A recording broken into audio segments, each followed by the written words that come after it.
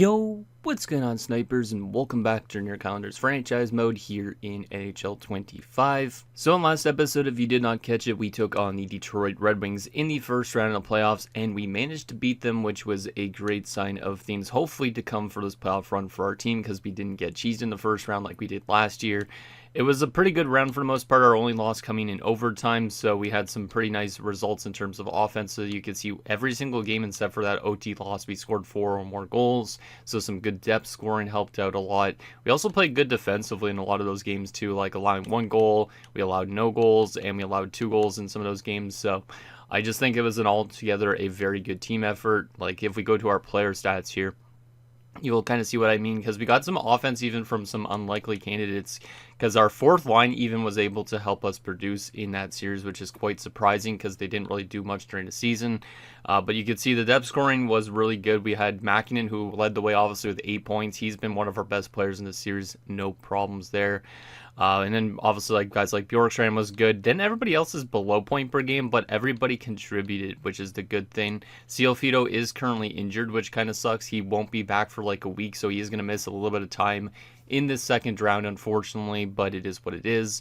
Then we had guys like Korliuk, like I said, step up with 2 goals and 3 points, which is pretty big because if you guys remember during the regular season, Korliuk only had 5 goals and 10 points in 82 games.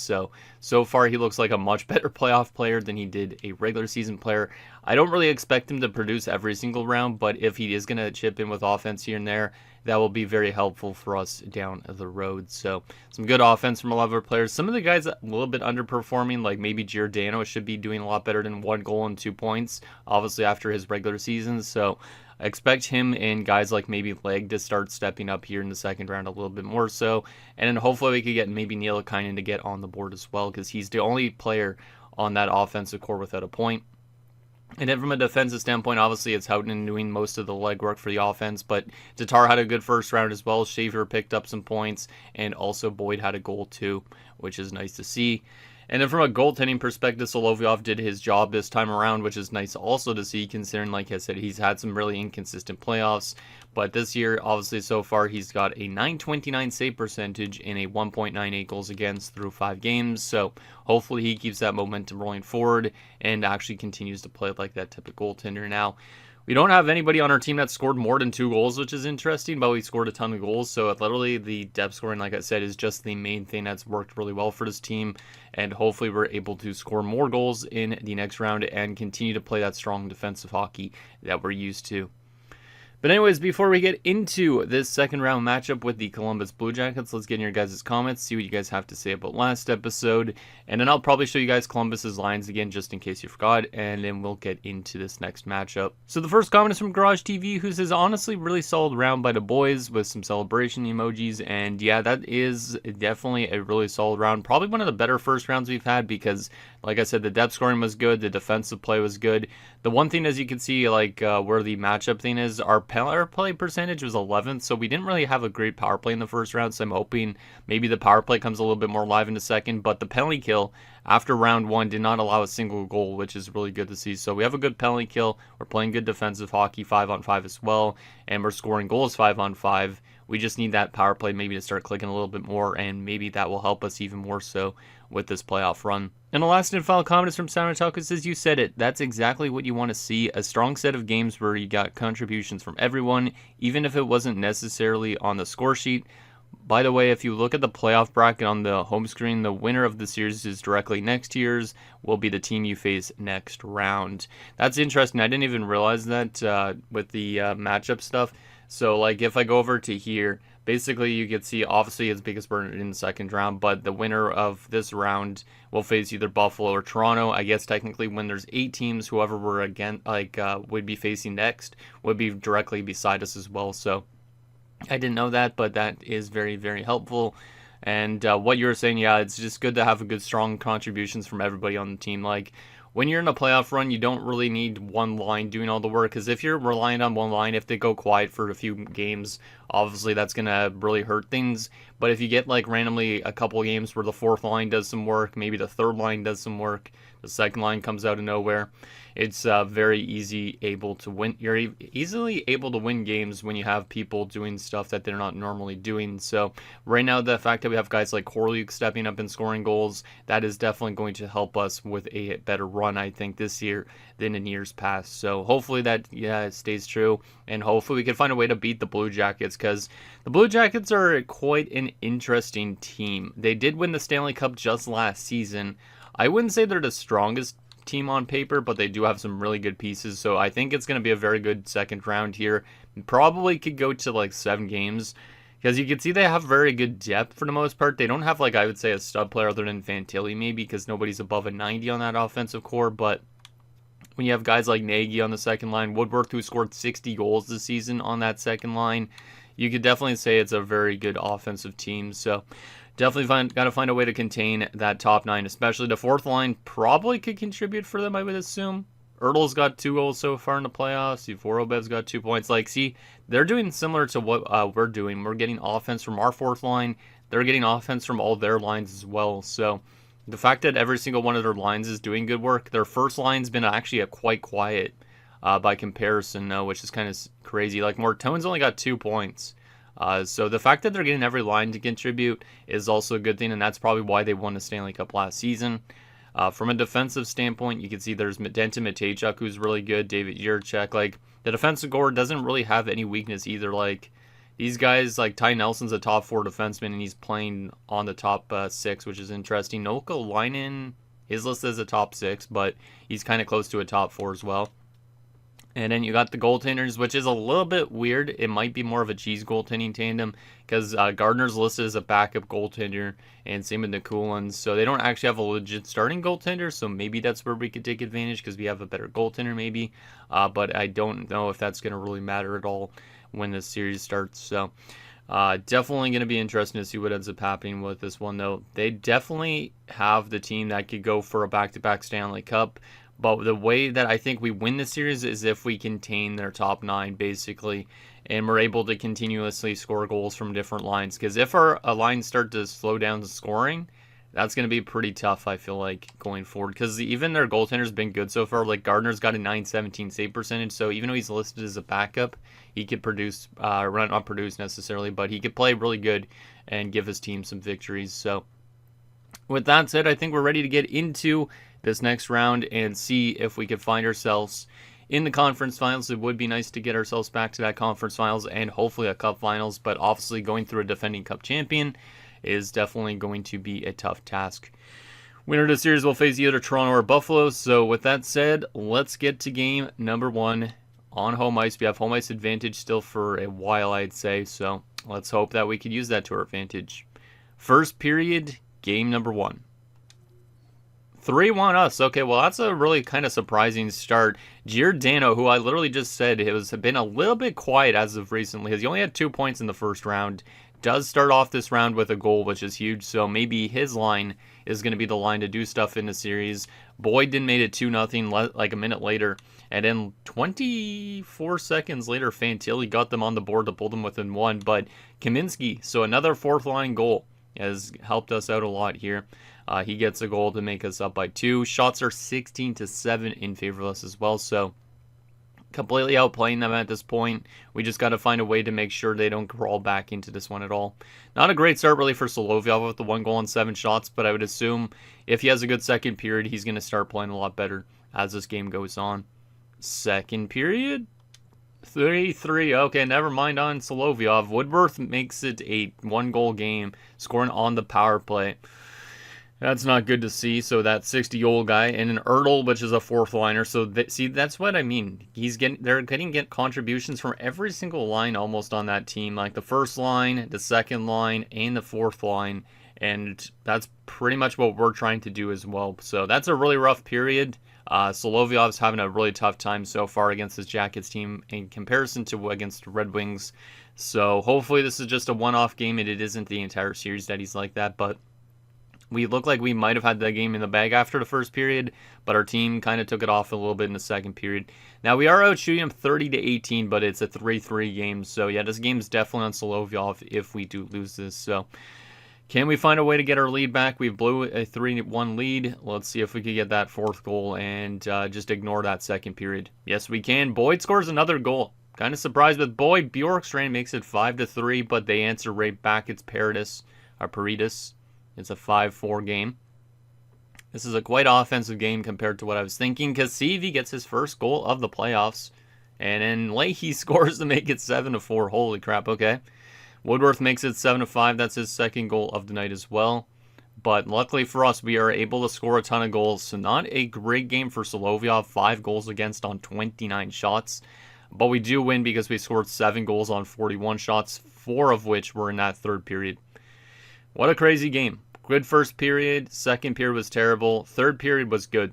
Yeah, definitely the goaltending needs to be much better. But we are lucky that we have a good offensive scoring threat on our team. But weird game that one was.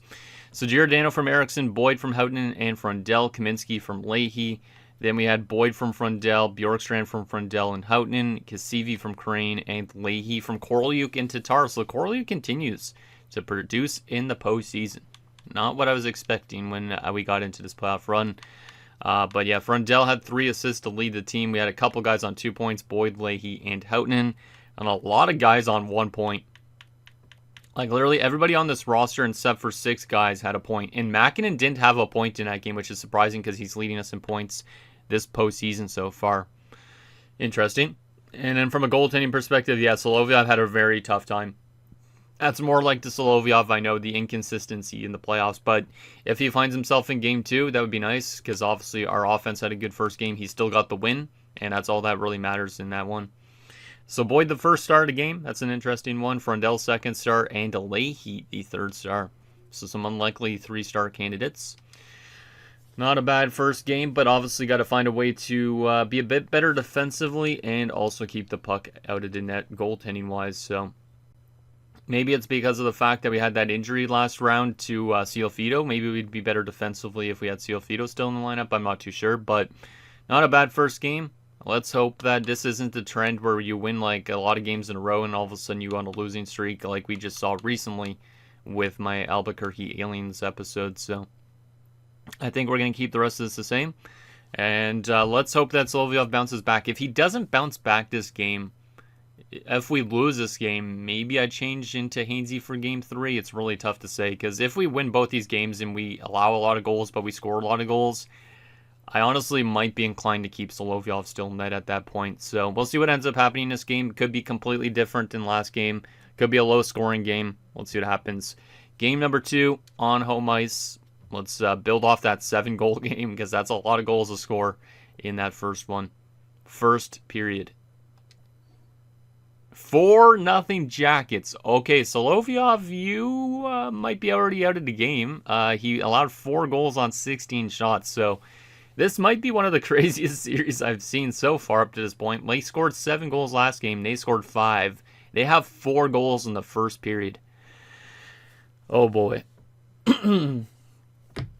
So Jacobson opened the scoring early into the game. Couple minutes later, Fantilli scored. Couple minutes later, Woodworth scores. And then 6 minutes later, Woodworth scores again. So Woodworth, the 60-goal guy, already has 4 goals against us in 2 games. Or actually in 4 periods. So yeah, he's definitely a really good goal scorer. Definitely probably the guy we need to contain the most, I feel like, on that team. But not a good first period defensively. Not a good first period in terms of goaltending.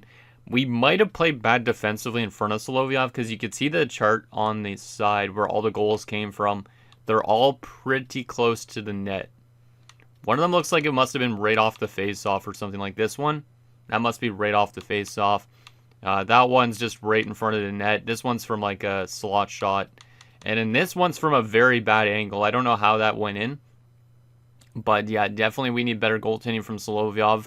I think there's a chance I might put Hainsey in net and give Solovyov some rest next game. But the fact that we're down 4-0 after 1, I almost feel like we could crawl back into this game in a second. But it also could be just a complete blowout win for the Blue Jackets, which would not be good. Because we're on home ice literally in this game. We should not be playing this bad right now. So let's have a good second period, maybe get 2 goals at least, or 2 to 3 goals, and maybe we could start crawling back into this game. Second period?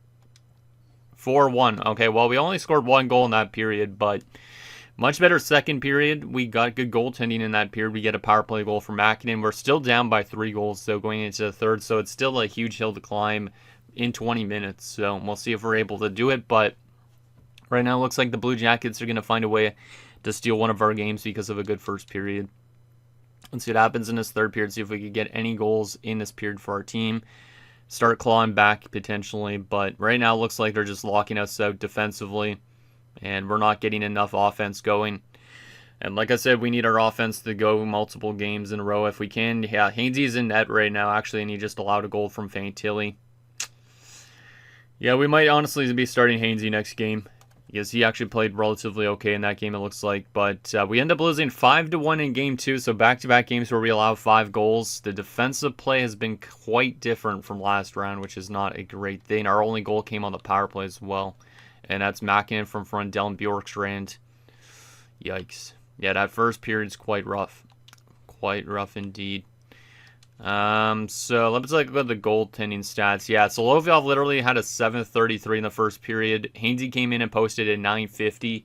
So yeah, Hainsey is going to get the start in next game just to give Solovyov some rest, and hopefully that will help us out defensively. We'll also readjust our defensive pairings a bit maybe, and we'll see if that ends up helping a little bit too. But not a good loss to have on home ice. That's quite a way to end off a winning streak. And hopefully we can find ways to win in Columbus, because obviously if we lose both games in Columbus, we're just going to be in a really bad spot. So let's go to edit lines here and see what we could do to readjust ourselves defensively. I don't think I'm going to readjust the forward group, but the defensive group, I'm going to swap back to Tar to the top pairing. Boyd will go back down with Schaefer, and we'll keep that top 6 pairing together. Goaltending, like I said, we're going to give Solovyov a break. He's now dropped down to an 897 after 2 games. That's actually kind of insane, because he was literally just at like a 920 something? And then after 2 games, he just dropped off completely. Like, look at his last 2 games. An 828 and a 733. That's after posting a 931 and a shutout, too, against Detroit. So he continues to be one of the most inconsistent goaltenders we've ever seen, but let's put him in as backup.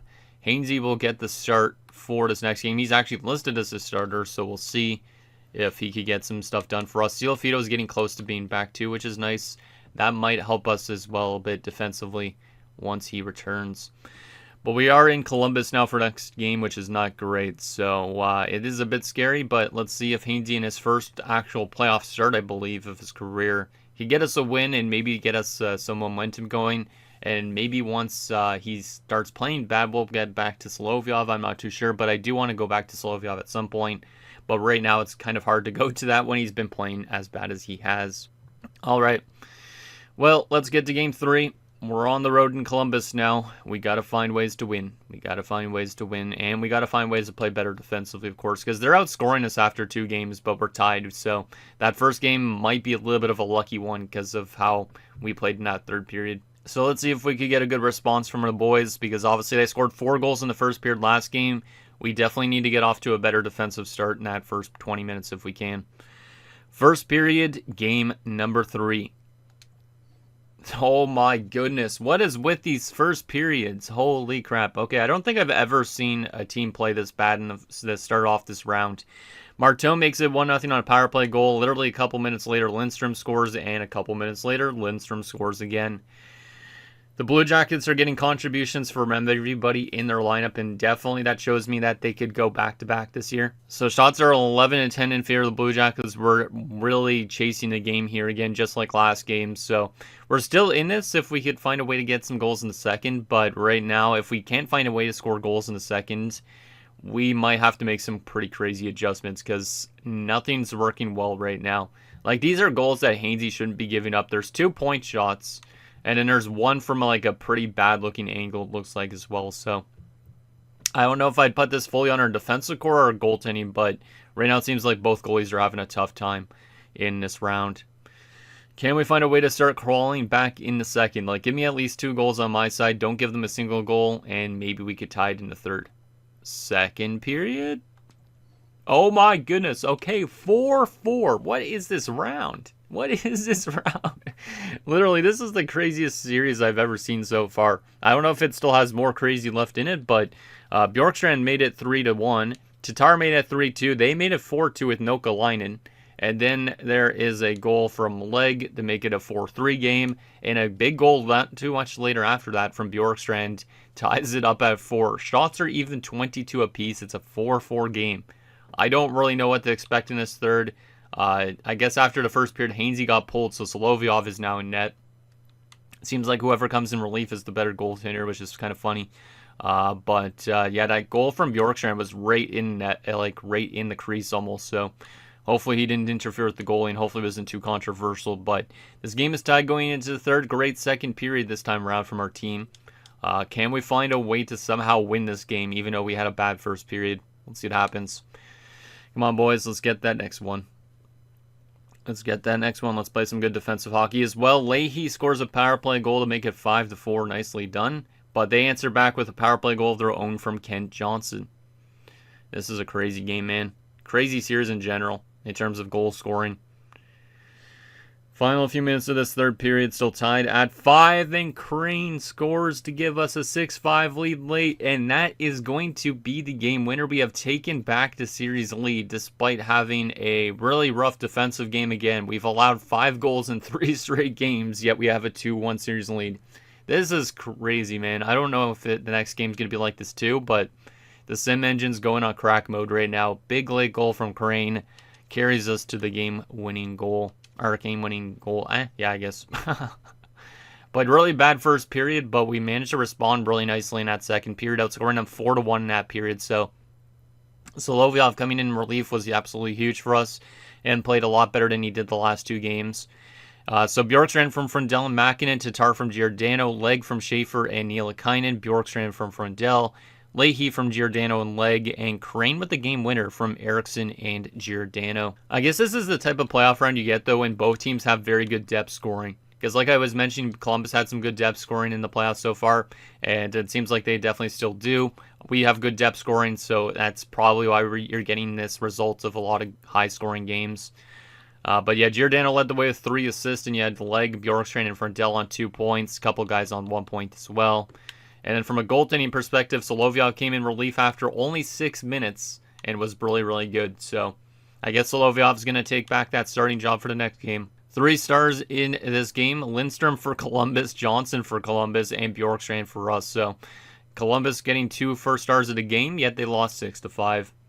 This game in this series, I honestly have no idea what to expect in each of these games. Like, I'm expecting offense in a lot of these games, but from a goaltending perspective, I honestly don't know if we're going to get a good version of Solovyov or a bad version.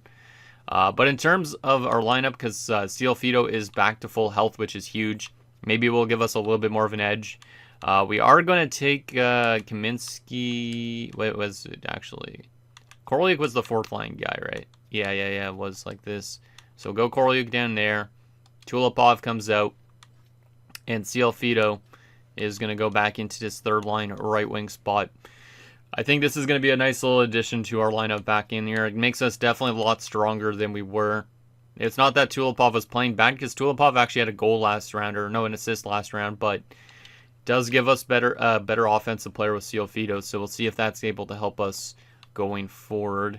And then aside from that, I don't think there's any other adjustments to make going into this next game. Obviously, Solovyov will be getting the start. It will change it over, I think, but Hainsey had a pretty rough time, I'd say. So hopefully we get a good version of Solovyov in this game, but this is a really weird series so far. 7-5, 5-1, 6-5. Like, I don't know if I like how bad we've been playing defensively, but we're winning the series, so it's all that matters really at this point. All right, well, let's get to game number 4, see if we can take a commanding 3-1 series lead, or is Columbus going to win 1 game in their building? I feel like this series could still easily go 7 games, so I'm not going to count Columbus out yet for sure.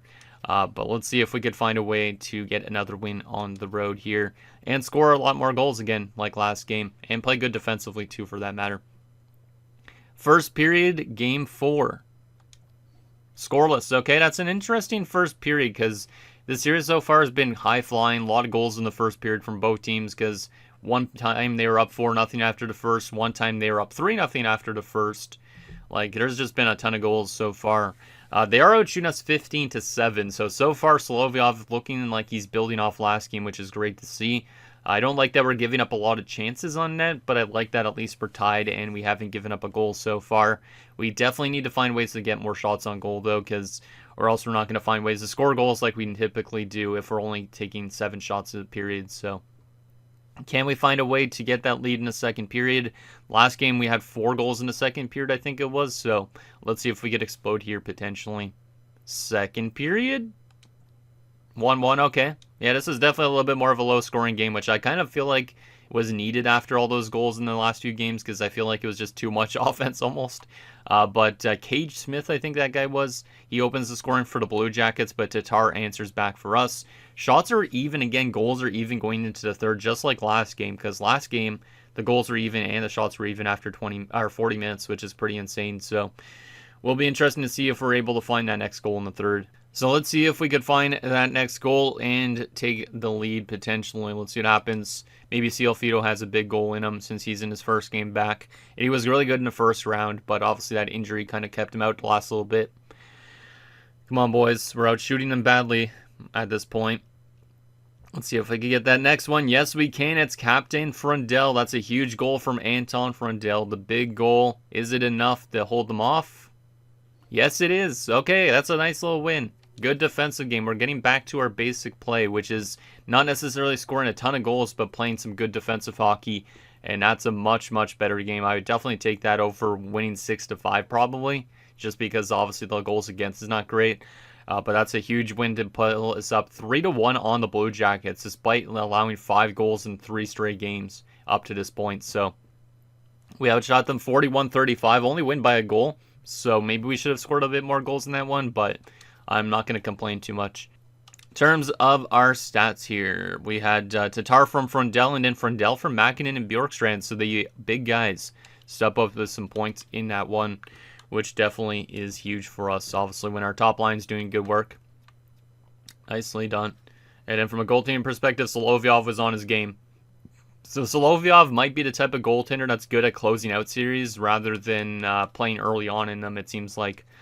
From a 3-star perspective, Gardner got first star of the game from them, and then it was Solovyov and Frundell. Okay. Well, we're up 3-1 in the series. It still could not be, it might not be over still at this point, because I still think it could go to 7 games, so I'm a little bit worried that the Blue Jackets might be able to push back a bit. But at the same time, if we're able to suffocate their depth scoring like we just did in that last game, and not give them 5+ goals a game, we have a good chance potentially. So let's get back to playing good defensive hockey. Don't worry about scoring 6 goals in a game. Just don't give up 5 goals and we could potentially win. So I think we're honestly going to already jump right into this. This episode might end up being pretty short if we end up winning this game. But let's see if we're able to close out the Blue Jackets after what has been a very weird second round so far. Back on home ice again. We've won one of our home games so far. Let's see if we could win another. First period, game number 5. 2-1 Blue Jackets. That's kind of going back to the high-scoring games, which is not great. Like I said, we don't need to score 6 goals in a game unless they score 5 goals in a game, basically. But Woodruff scored to open the scoring at 8 minutes left in the period. And then Korolyuk answered back for us. So Korolyuk continues to be one of the best stories of this playoff run so far, because he's got like 5 points in the playoffs, 3 goals. And in the regular season, during 82 games, this guy had literally 5 goals. So I don't know what's with him in the postseason, but so far he's been really good. Wakabayashi then restored the lead for them not too much later after that, like 26 seconds later. So not a great first period from Solovyov. We have 1 goal and 12 shots. We are out shooting them, so maybe we could crawl back in this and have a good second period like we did a few games ago. Let's see what happens in the second period. Second period? 3-2 us. There's a good second period. Eriksson and Mäkinen. Good to see Eriksson on the board because I feel like he hasn't done a lot this postseason still. Mäkinen getting on the board again is nice to see. We are out shooting him 25-20. So that's a very good second period. Much better from Solovyov in that period. And good to see our offense pick up a couple goals. We're only up by a goal though, so we got to be careful here. We know the Blue Jackets could score goals in bunches. So let's have a good third period and close them out and get ourselves to that conference finals. Let's see what happens. Third period underway. Well, boys, let's get an insurance marker. That'll make me feel a little bit more safe, potentially. Let's go. Ciofito back in the lineup in his second game back, and he has a goal to make us up by a pair of goals. Ciofito has helped us play a lot better defensively, I feel like, these last 2 games. And maybe that's why we're playing better defensively, is because he's in the lineup. And we're going to close out the Blue Jackets in only 5 games, which is kind of surprising because of how that series started. I was not expecting us to win that many straight games, but a very good response these last 2 games, especially in terms of defensive play. And our offense was consistent for the most part of that series, which is also good to see. So everything's working well so far. Now we are only 8 wins away from potentially getting our first Stanley Cup. But obviously we're going to have a tough time next round, potentially, depending on who we're going up against. But Koryuk from Kaminsky and Kasivi, interesting one there. Eriksson from Frundell and Backinen. Mäkinen then scored from Bjorkstrand and Houghton. And then Ciofito with that big insurance marker from Houghton and Leg. Nice. So the stat lines, 2 assists from Houghton. Everybody else had a point. And then from a goaltending perspective, let's see. Solovyov had a .933. So, yeah, Solovyov is back on his game again. I know he was struggling early in the series, but he has found himself these last 2 games again. And he gets first star of the game. Houghton gets second star. Ciofito, the third star. Yeah. So Solovyov, a little bit inconsistent still in this postseason, but like I said, he's found himself, and that's not great. I did not expect to see that, and that's a pretty big blow, especially going into next round. Robinson Schaefer, who's a top 4 defenseman of ours, gets injured with a wrist sprain. He will be out till May the 28th, which is for the next 18 days. Hopefully next round doesn't start relatively soon, because that would kind of suck, but that's a pretty big blow to our defensive core. So if we go replace player for the time being here, let's go back to edit lines here and see what we have to end up doing. But losing Schaefer, it really sucks because that guy's very disciplined. He also helps out sometimes with the offense, plays good defensive game. But that's going to get Numel an opportunity to play, which is good because he was losing morale due to ice time last time. But he also had a couple points in a couple games, which is interesting. Like, he only played 3 games with us during the season, but 2 points. So he can help us out offensively a bit. So we'll see if this ends up helping us out a little bit or not. We'll keep him on that second pairing too. I think that's an okay spot for him. He is a little bit weak, obviously, compared to the likes of Schaefer. But it should be an okay fit for our team, I think, at the moment. So we'll keep that the same. Let's take a look at some player stats now from the first 2 rounds. And then we'll see who we're going up against, because we don't know still yet if it's going to be Toronto or Buffalo. Toronto's up 3-2. And Buffalo, I don't really know if there's any former players on those rosters or not, but we'll be interesting to see that. So in terms of our player stats after 2 rounds, let's see what we got here. So from our forward perspective, Frundell's on 13 points. He's doing good still as our captain. I wonder if he's going to start dropping off soon. He is 31 years old, so he might have like 4 years left potentially, but his contract ends in those 4 years, so we'll see if he ends up retiring in that span, if we end up getting rid of him. But he's an exact franchise. It's kind of weird as potential jump to franchise, because I thought he was an exact elite like not too long ago. Anyways, yeah, he was good so far. Bjorkstrand and Mäkinen over point per game as well, so that top line doing really, really well for our team. Crane, Leahy, and Giordano. I feel like our scoring is not still the best in terms of depth scoring, but like we're still kind of reliant on that top line. But I guess we've only played 10 games, so it's not too bad. But seeing on like that drop off from 12 to 6 is kind of crazy. So maybe we are actually just good offensively. It's just a lack of games, obviously. But yeah, we're getting offense from a lot of guys. Like Koryuk, like I said, 5 points, 3 goals. He has 3 goals on 12 shots this postseason. Pretty insane. Pretty insane. Leg up there as well. Ciofito, 4.6 games. To Bob, the 1 assist. Hey, Neil kind of has an assist now. That's nice. So literally everybody on the forward group has a point this postseason so far. And then from a defensive standpoint, Houghton's leading up on defense, 10 points in 10 games. Tatar's got 7. He's actually been really good too. Boyd on 3 goals. Schaefer's got 3 points. Only a +1, so not as good as I was anticipating, but he's still been good. Kasivi on 2 points, and Albrecht has nothing so far. So Albrecht's the only one without a point. And as well, obviously, the defenseman that's replacing Schaefer has no points. Goaltending-wise, Solovyov is now up to a 9-12. We are 8-1-1 this postseason, so we're cruising to the conference finals. But Solovyov has been quite inconsistent. Obviously, he started off last round really bad. But, yeah, this is interesting. He still had good stats, but it's been a little bit weird at times. And then Hainsey had like a good relief appearance for Solovyov, but a really bad start as well. So, don't really know what to make of him too much. Alright, so there is all that. Now the question is, who are we playing in the conference finals? Is it going to be Toronto or is it going to be Buffalo?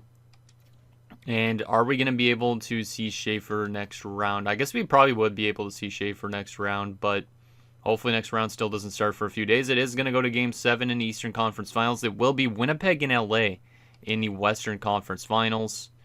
And we get to find out the winner here today. It will be the Toronto Maple Leafs. So we are going to be taking on Toronto in the Conference Finals, which is kind of interesting because way back in our early days of this franchise mode, we did play Toronto, I believe, in the Conference Finals, but when they were a way better team.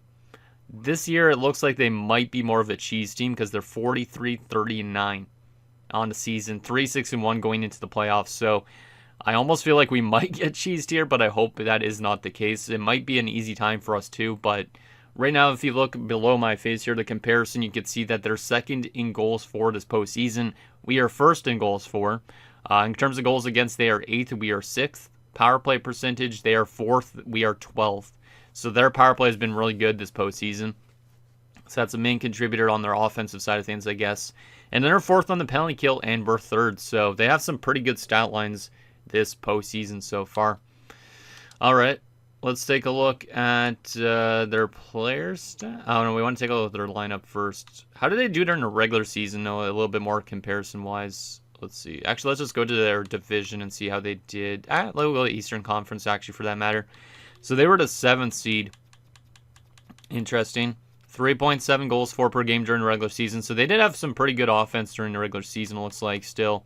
Their goals against per game was quite high. Maybe that's why they finished as low as they did. Power play percentage 19.1, not bad, and penalty kills 80.9.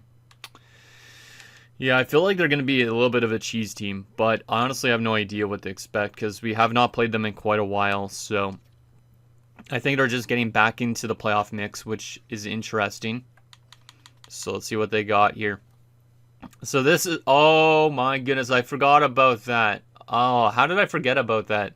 Okay, I could kind of see why maybe they got as far as they did so far. But anyways, first line, Sergei Vorobyev, Cole Perfetti. Shout out to Cole Perfetti. But shout out to this guy, Timo Jaskalainen.